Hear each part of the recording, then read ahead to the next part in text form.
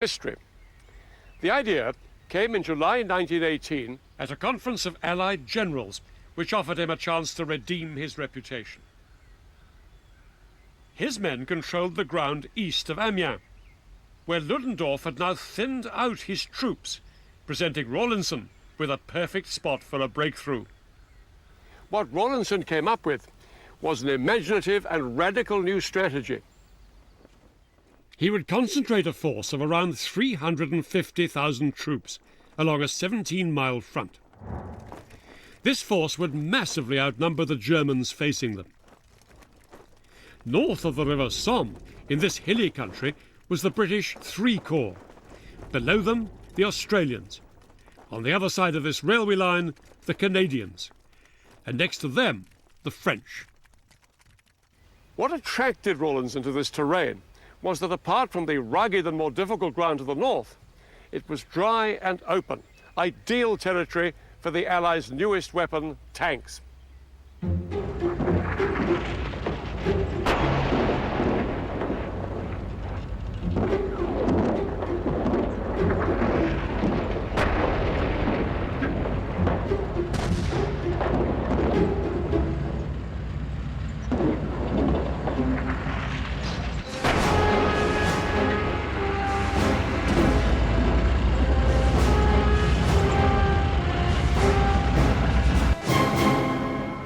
Today, tanks and armoured vehicles are one of the most important weapon systems in a modern army. Back in 1918, troops regarded them with quite a lot of suspicion. They were prone to mechanical failure, and they were slow. Their top speed was about 4 miles per hour, and this made them vulnerable to enemy artillery fire.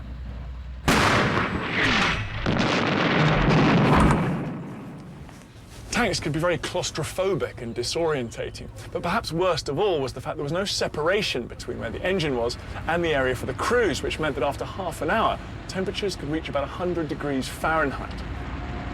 Not only did the men frequently suffer from burns, but more crewmen died from carbon monoxide poisoning than were killed by enemy action.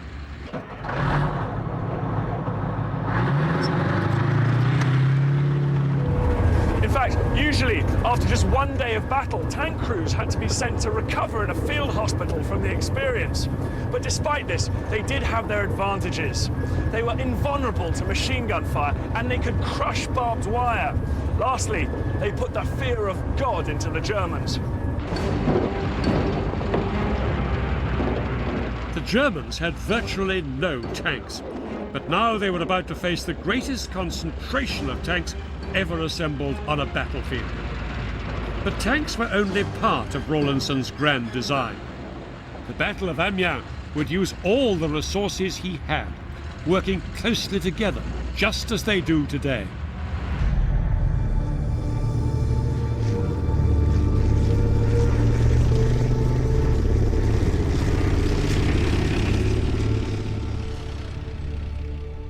We've come to Salisbury Plain to watch a combined arms exercise, the modern-day equivalent of what Rawlinson had in mind for the Battle of Amiens. One of the main roles of the tank, and I don't think it's really changed, is actually to help protect the infantry and deliver them onto the enemy position in good order, and that's something the tank does very well indeed. Both tanks and infantry are supported by the big guns of the artillery. Gunners back in 1918 didn't have computers or satellites to help them find the right range. Normally, before a battle, they would fire off test shots, but before the Battle of Amiens, they were ordered to use only maps and mathematics so as not to alert the Germans. 4, 5, 7 mil. A battery can drop something like 4.5 tons of explosives onto an area in a very short period of time. So, you know, they're the people that give us a great shock effect on the enemy. Unlike 1918, today's infantry are carried into battle by armoured personnel carriers. But the carriers can only take them so far. In the final stage of an assault, there's no alternative but to get out and go in on foot. Air power is the final component of the all-arms attack.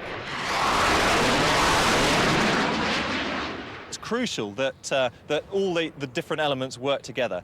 Tanks on their own are very, very vulnerable. Likewise, the infantry and everything else. So it's crucial that the tanks, the engineers, the artillery, and the air support all work together to destroy the enemy positions. So as Rawlinson approached the Battle of Amiens, he had a quite new system of weapon systems, tactics, and everything. It's all arms cooperation. That's right, and although the weapons and the vehicles have become much more technologically advanced over the years, the basic tactics that they used back in 1918 haven't really changed a great deal.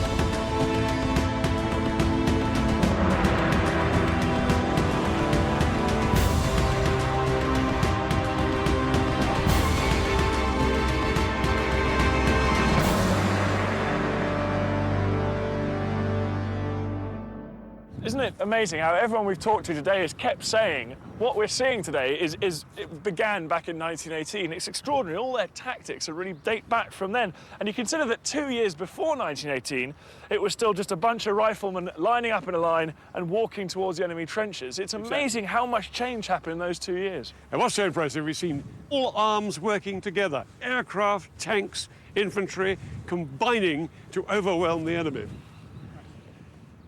August 1918 would be the first time in history that all available weapons were coordinated on such a scale. To a meticulous timetable, the guns would create a curtain of fire that would move forward 100 metres every 3 minutes, wiping out many German defensive positions. Protected by the cover of fire, the Allied infantry would advance, and the closer they followed the barrage, the more likely they were to overcome their enemy. When infantry found themselves up against stiff opposition, they would call in the tanks to overrun German positions. They had lighter tanks too, called Whippets. They were twice as fast as the heavy tanks and could look for gaps in the enemy lines through which they could drive and cause havoc. They'd be the cavalry of the future. But in 1918, they could still only do 8 miles an hour. Horses were still faster, and Rawlinson had thousands of them waiting to gallop into battle. Rawlinson set his men 3 objectives.